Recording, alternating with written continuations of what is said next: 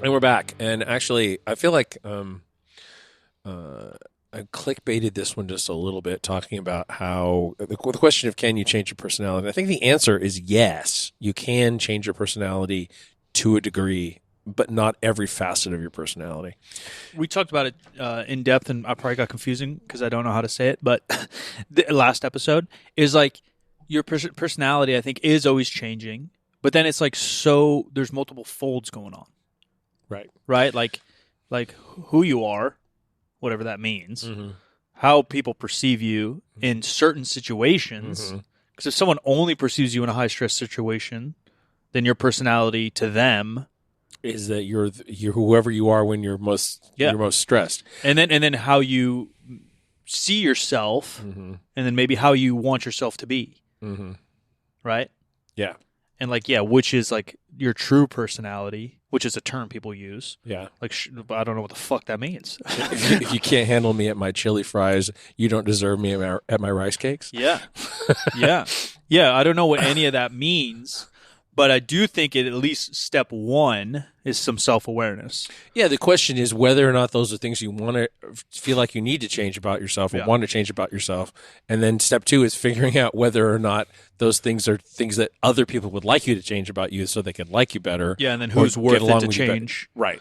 Yeah. And like some of that too is like action versus personality too, right? Like how you act towards somebody or around somebody, you can change based on you caring for them. Right. And that maybe doesn't change your personality. Mm-hmm. But I know Jim hates it when I burp in the mic or something, or whatever the fuck, Mm-hmm. So I just am conscious of he doesn't like it when I nitpick this. And because I care about Jim, I'm not going to do this then. Yeah. And is that changing personality? I don't know. But number one, for sure, is self-awareness, which is just lacking, I think, all over our fucking culture. People are just on cruise control, riding through life, not thinking about their repercussions of their actions or those around them. And then, yeah, you're right. Like, number two is consciousness of whether you want to make an effort to adjust whatever actions or personality you do have. I think the concept to me is just so hard of changing personality because I've just been to therapy and tried the self-awareness shit for so long. And I think I've definitely changed as a human as I've grown and aged and had different experiences. But I don't know, like, if I've forced change upon myself. Well, you know what I mean? Yeah. Like, it just seems so hard. A couple of things that I was exposed to when I actually got into this topic, the podcast episode that I was listening to in this article in the Atlantic, that apparently studies show that if you go to therapy for 1 month, I don't know what the frequency of that is, like once a week or whatever, but you can reduce your neuroticism by like 40 to 50%, which is a lot. Well, I've been on and off for 25 years, and my neuroticism was still off the charts. Still pretty high. Yeah, and mine shows up as relatively high too, but it just depends because like But some of that self-awareness, I think, too, right? Because, like, if you're so unself-aware and you take this test or have a neuroticism test, you're going to be stupid low because you don't see how you think, you don't see how you feel, you don't see how you interact with the world. Right. And so, it definitely some part of it is what's going on the inside. Yeah. And then part of the test is about expression. Right. Like, how do you act to other people? So, like, I don't know. Yeah, and then how that all comes together, and I guess that's the bigger topic of today is like how does that come together in reaching a goal? And typically we speak on fitness as the foundational goal, and we speak on that. I don't want to speak for Jim, but I think we speak on that because it doesn't necessarily, but it can set a foundation for the rest of your life. And that's something I've talked about and preached forever is that if you build the discipline, the habits of work ethic, the cerebral mindset to get around optimal training, nutrition, health, and lifestyle, if you allow those to bleed into your other things of life, the self-awareness of that, like there's all these meatheads listening, love you guys, but all these meatheads lifting have great self-awareness that their left knee starts to get wobbly around 90% of their squat. That is self-awareness. But now we need to take that, and how do you treat your mother? How do you act on high-stress situations? How do you act in sad situations? Who do you help during, that's what we're talking about. Fitness as this foundation, but it can bleed into business. How do you act during this? How do you troubleshoot? It's a corny ass quote, but somebody said something recently. It didn't. I don't want to say it clicked with me because it's corny, but I do kind of like it. talk about changing self-talk and changing your personality, and I think self-talk is a lot of that. That you don't look at everything as problems, but look at them as puzzles. And I always look at problems, or I call them speed bumps. I try to make it nice. I can't, like people say, like, oh, how are you going around the apparel when you know there's a supply chain issue? I was like, there's a couple speed bumps. I don't like to think there's problems. Clearly, they're problems. Yeah, to me, they're huge problems. Yeah, but see, I think that self-talk's huge. So I always say speed bumps or puzzles is what this meme said. It's like a helpful meme or a lifestyle meme, and I kind of like that because once you do start to see things that way, and that's how it's so easy to fall into the other. In lifting too. Man, I've had a problem with my sumo. I just can't get my sumo better. I suck at sumo. Today's deadlift day, I fucking suck at it.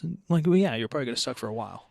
But if you have a puzzle that you need to figure out how you can work on your lockout of your sumo, now maybe we can start to make some answers in that direction. But see, that goes into that, like the intellectual curiosity thing. It's like, how do I solve where do I need to look to solve a particular problem? And that's for sure. To me. One of the things in this article that the writer was talking about, she has a really low openness score, and so she took improv classes, and then she actually ended up liking improv classes. I will tell you that there are a shit ton of theater kids that are doing improv, but there's also a lot of regular people, people in business, or like you see a lot of law students in improv classes as well. Yeah, it makes sense because they know they have to be able to get up. Teachers, coaches, right. That sort of any kind of presenting yourself to a group of people situation. That's part of where I think just my brain's having trouble with like changing personality, because like some of these stuff are like skills. Yeah. You know what I mean? And like any skill, again, like what you enjoy or who you are or what you do are different. Like I do kind of enjoy public speaking, but I do find it's just like a skill that I kind of have through years of schooling and sports and being in front of people and a decade of seminars and YouTube and podcasts or whatever. It's just something that I've practiced. Is it something that's like inherently in me or like a personality trait? I don't know. But so many of these, but so is, I don't know. It's hard to say. Like, is empathy a skill you can like learn? I think or so. A personality? Yeah. I think that you can, I think that you can learn to see. Yeah.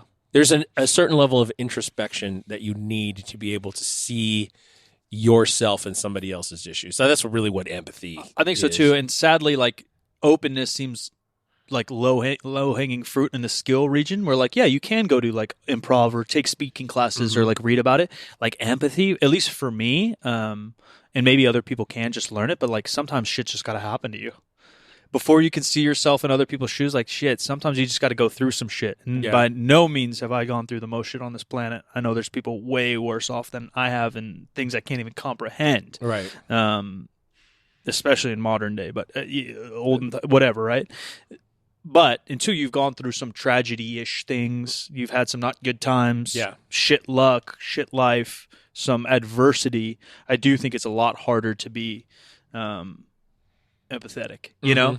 Yeah. You can like consciously like think to feel, but it's much different than to in your bones feel like, damn, this person's in a rough spot right now. So just looking at these factors, just the main factors here, somebody is not an extrovert. Yeah. They don't have any really extroverted activities at all. I mean, if their activity score is low, they're probably not going to the gym. If their assertiveness is low. Yeah, see, like even that's so hard because like by the definition of these tests we're taking, like on the go, that was a lot of the questions. Like, are you always have plans and stuff? I'm like, dude, I never got plans. But I'm also just like I'm a little bit older now too. Like I'm not super sociable. I saw a survey that kind of relates to this, or like I guess a study technically, but they showed the timeline and hours spent with different groups as you age, and like the main keystones were like 25 to 35 years old. You started having less time with friends, more times with your partner, and then also as you reach 35-ish, those people have more time with their offspring, and then offspring, same idea. You have from like 0 to 25, you have a ton of time with your parents, and then beyond that, it like drops drastically. Yeah. And obviously, this is like I think it was American average, because each culture might be different, but some of that kind of plays into here with like activity on the go. When I was 21, I probably was on the go. Like all my friends always hit me up. A different friends going to dinner, different friends grabbing a drink, different friends going to a party, different friends going to a basketball game. I was probably doing a lot more shit. Now, not that I'm old, but like 33, businessman, not married. I'm not doing happy hour every day. In the Atlantic article that what's her name wrote, Olga Kazan wrote. She cites a study that says that you probably will never have more friends in your life than you do at 25. Yeah, which makes sense, right? You're like just out of college, so you're probably still in touch with your high school friends. You're in touch with your college friends, and now you got some adult friends. Now you have 3 groups of friends. Yeah, how do you even make friends after a certain point? I don't.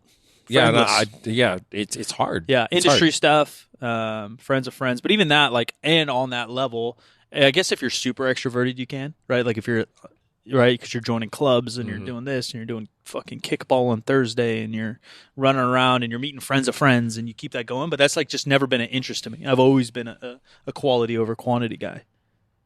I can tell you back when I started, competing in powerlifting, there were people who had low friendliness scores who were still competing in powerlifting. Yeah, the sport's changed a little bit. Yeah, it's definitely a different place now. There was a lot of conversation of that, like being welcoming as like a old school cat and stuff, and talking about empathy and stuff. In training, it's so black and white. Like someone's struggling with their squat or they've plateaued their bench for a year. Like if you're an older lifter, in terms of training age, not real age, you've been through those things. Yeah. So it's kind of easy to empathize and like help. And it's funny because that era, and you were in it more than I, but I was there for a good amount. They were still like kind of empathetic. Like they were helpful, but they weren't like friendly. Right? Like and those like are weird lines too. Cause they wouldn't mind helping you, spotting you, loading you, teaching you some stuff about the bench. Yeah. But they're not going to like high five you. They're not gonna say good job. They don't really give a fuck about you. And irritable. Yeah, and it's that's like just more of like a cultural phenomena, I think, because the sport was so niche. I mean, it's still stupid niche. Yeah. But it's just very, it was very punk rock, fringe people. I would say heavy metal, but yeah. Yeah. Heavy. Yeah, even now it's still heavy metal, but yeah, very fringe. Yeah. I guess is what I meant. Very fringe. Persona that would end up in this sport. It strikes me that if your trust in other people is low, chances are you're going to be more likely to train alone, whether you're training alone in your garage or you're training alone in the gym. Maybe you're even more likely to even find powerlifting. Yeah. And maybe that, because my trust was really low, I think. And powerlifting's never been like such a sport to me. Yeah. It's always kind of been like, it's been a passion, I guess, but it's been like kind of a hobby. It's a thing I do. Or like teamwork. I will make the argument that it's just a hobby regardless. Yeah. It's hard to argue that. But then on the opposite of that, like basketball is so team sporty. Yeah. You're so reliant on each other. But my trust is low. I don't really know where that plays in, but you can imagine, you know what I mean? Yeah. Like there is a difference. Does that make you less likely to pass? I led the nation in assists. Well, then I don't know. Then your trust might have been different in that. That moment. or just so different in sport versus real life, Yeah. And my basketball team, like they were my best friends, so it's also different just because of my situationally, like they're, my second leading scorer was my best friend since kindergarten. Like, the trust there, he is in that 1% that my negativity was in. But I do wonder if the trust, agreeableness, kind of this whole factor has to do with someone choosing an individual sport to begin with. Oh, yeah. I'm sure that's probably true.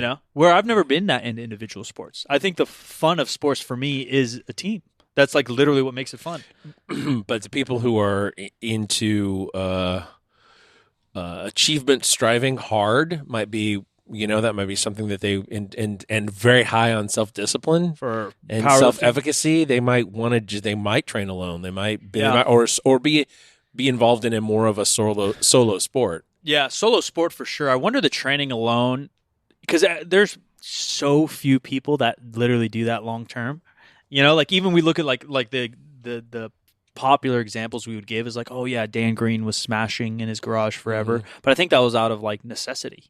And who knows? We haven't dug into Dan and his psyche. He's had a gym for years, too. And now he still trains with tons of people. Yeah. Right? Since he's had his gym, he trains with tons of people. Or like Mike Teixeira's another good example, but didn't he live in Italy for a while? Like there's probably no facilities that hit what he needed to hit. Or is it that, You know? I still see his videos, and I never see anybody else in them. But I That's don't true. know what that I don't know means. where he lives now either. And Brandon Campbell would be another example I'd give as a popular one. But like Brandon's super busy. I know he lives in a small state. Yeah. I know he was commuting to a gym for a while. But I just find it. I would imagine even, and again, Brandon's a buddy, but I don't. We haven't dug into. I would love to see what his scores look like. Yeah. Hey, Brandon, if you're watching, we haven't dug into his psyche, but having, I'd imagine if Brandon lived across the street from us, he'd probably be a member of Third Street. Like, I just don't see that many people. I could see you not wanting to train with the same person every day, a training partner, but I'd imagine most people would have more enjoyment of training.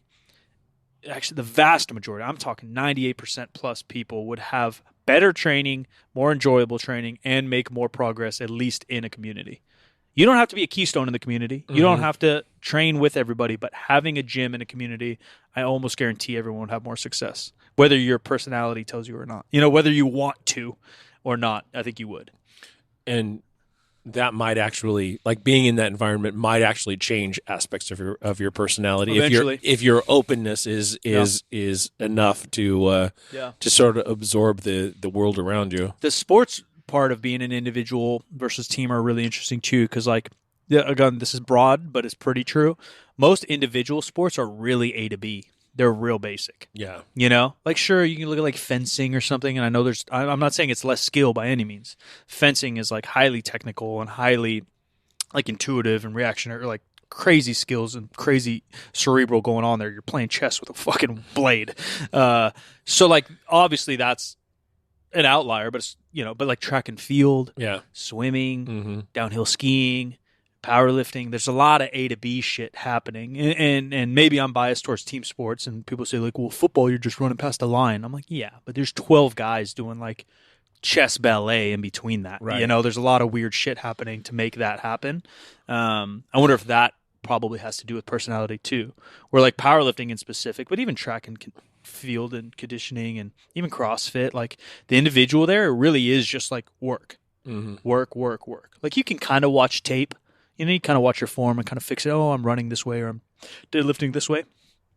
Watching tape in football and basketball at high levels is like half the job. Yeah. To see what the other team's doing and seeing what you can Baseball. improve. Yeah, baseball, same thing. Pitches, swinging. There's so much little stuff that goes in. Yeah, even that I feel like is more personality driven than the individual versus team. Like what task do you like? Do you just like to like hammer away? Like powerlifting, like all that's just hammering. It really is. Like you just fucking hammer. You show up and you hit the same nail every day. In basketball, there's so many little things. And I think that's probably why I don't love powerlifting the same way as I love other sports. To me, it's more just of a habit, a ritual thing, hobby. I think that in a team situation, someone who's not a good team player is not going to excel, and I think that that's going to reflect in their personality Quickly. very quick. And everyone will let them know. Yeah. Where the most opposite, though, I think is probably true. You could probably be a good team player, and then if your genetic makeup is there, you could probably still crush it in an individual sport. Yeah. You know what I mean? Yeah. Oh, yeah. Like if you're a sick fucking quarterback and you're all about the team, you're the team guy, but you just happen to be fast as fuck, you'll probably do fine in track and field because you can still show up and work. So part of it too, though, I think that if you're an individual sport athlete, that self-reliance, all the factors that feed into self-reliance are super important unless what you've got is a really outstanding coach. Yeah. Even individual sports, and I don't know them all. Obviously, I'm just going with the mains, the track and fields and shit that pop in my head. Like you still have a team. Yeah, you do. You know what I mean? do. Even more so than powerlifting. Like if you're in high school, college, and even like elite athletes, like you show up and you run together. Yeah. So like the self-discipline type stuff is still semi-forced. Not semi-forced, but you have like crutches. Like it's easy to show up for a basketball practice when you're on a basketball team. You know what I mean? It's harder when you're an adult to show up and deadlift at 3 p.m. when no one's holding you accountable. Like the accountability. And obviously that's something that like CrossFit's done really well. I think gyms like we do well. Like you expect to see the same faces. They all kind of know, hold you a little bit accountable there. Yeah, I don't know. Also, it's just you age, it all changes too. And maybe we're overanalyzing. Maybe motherfuckers just do track and field because they literally just like to run. That's a good possibility. You know what I mean? Like maybe it has nothing to do with their personality, really. I think that the people who would score low on wanting to be in crowds, gregariousness, and all that stuff are the people that you see at meets who have their headphones on the entire time. They're wearing a hoodie. They have a towel over their whatever, so no one's looking in their eyes. I'm a little bit like that. Some of that's just the zone. Some of that's competing too. Yeah, some of it. I'm not a very expressive person in that regard. Yeah. I know we saw that somewhere in here. Yeah, I'm just not that expressive a person, and so I don't yell, scream. Some of mine's get hyped like that. Some of mine's so individual based because like basketball is pretty expressive. Yeah. Powerlifting. I mean, you've seen me lift forever. I'm not that expressive. Yeah, but some people are. Some people are very loud sure. and screaming, headbutting, chanting, hyping each other up. Like I'll cheer for a teammate, but I was very vocal in basketball, insanely. Yeah, I wonder if that's me getting old or if that's sport dependent, environment dependent. Potentially, yeah. Because I just don't think it does as much in powerlifting. Like basketball, I'm communicating rather than just being expressive. Mm-hmm. You know what I mean? Like you're communicating plays, you're communicating what's happening. Powerlifting, I don't need to. I'll cue a lifter. That's not going to change it, really. Yeah. You know? You give them one little hint. I think that cues don't necessarily have the effect that you're looking for in competition. Very few. Whereas, like I was watching a video the other day, it was a UFC thing. It was like the coach on the sideline yelling shit in, and you can see it happening. Yeah. It's like, okay, well, somebody's listening. Yeah, they're chess matching. Yeah. Mid fight. Yeah, I think powerlifting in meet, the only time I've seen it or anecdotally felt that it has a real cue is like if it's someone you train with every day and you're giving them that same cue every day or at least a couple times because you see something and you've communicated them with them outside of that cue. Mm-hmm. If you just scream a cue at someone and you don't know them and they don't know you and they don't know what that cue means or what, you know what I mean? Like a cue, what a cue really is between a coach and an athlete is a secret language. Like a little kid makes a secret language, right? It's like, hey, Jim, I'm going to say elbows to you and that's me reminding you to do this in the bench. And you're like, yeah, I need to do that in the bench. So then when you're competing or training, I say elbows, Jim, you know that means to do this. Mm-hmm. But if I'm just screaming elbows at some random kid benching, what's that going to do? What's that going to change? Right.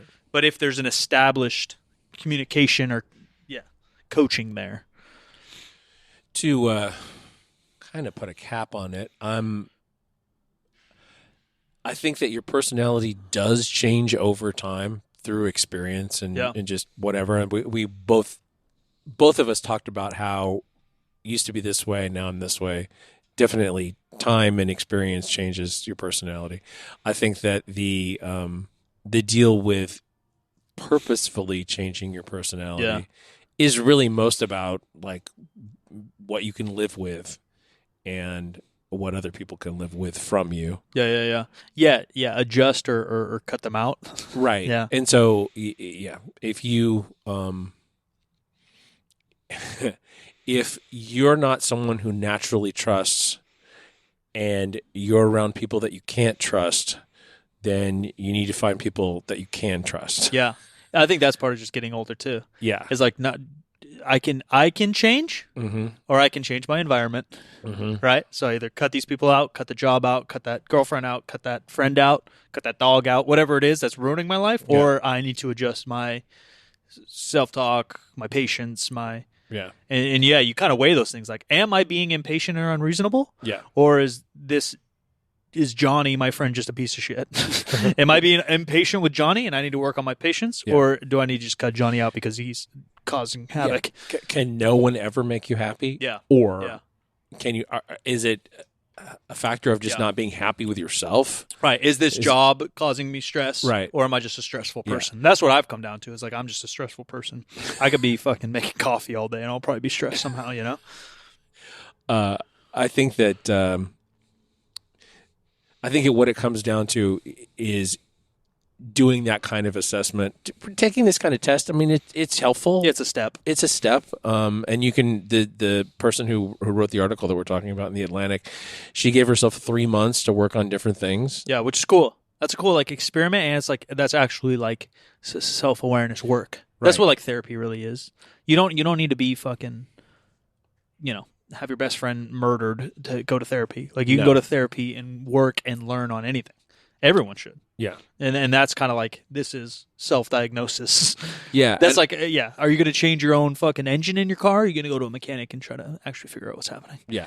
And I think, like when my best friend passed away, years ago now, I was changed, but my personality was changed by that experience because I was around people that knew him in a way that I didn't. I mean, after a certain point in our lives, we didn't talk every day. Right. We didn't work together. I didn't manage him. He didn't manage me, whatever. And these people who were managed by him or were touched by his life in some way or another had these amazing things to say about him that I knew were true based on what I knew of him. Yeah. They're like, well, how do I measure up against that? And that willingness to like help other people and stuff like that is something that I worked on and it changed. I don't remember what my exact score there was, but like, and then the tempering of that over time has been, there's only so much you can invest in somebody else's thing. Yeah. You know, and I know based on what his attention span was like, this is he wasn't investing in them for, you know, a ton of his time and in his psyche and in his self-esteem in how they did. He was in that moment hitting the things that he saw that he thought that they could work on, that they would actually be able to improve. Yeah. Or that moment of saying, look, you're capable of more than what this job is letting you do. You need to rethink. You need to go back to school. You need to whatever. Yeah. I mean, that was sort of his thing, but I didn't see this distinction of that immediately. And so I got more invested in helping people with more of myself than I needed to. A rough lesson. So I refined that over time. And I know now if I have a conversation with somebody about something that is bothering them, I let them come this way.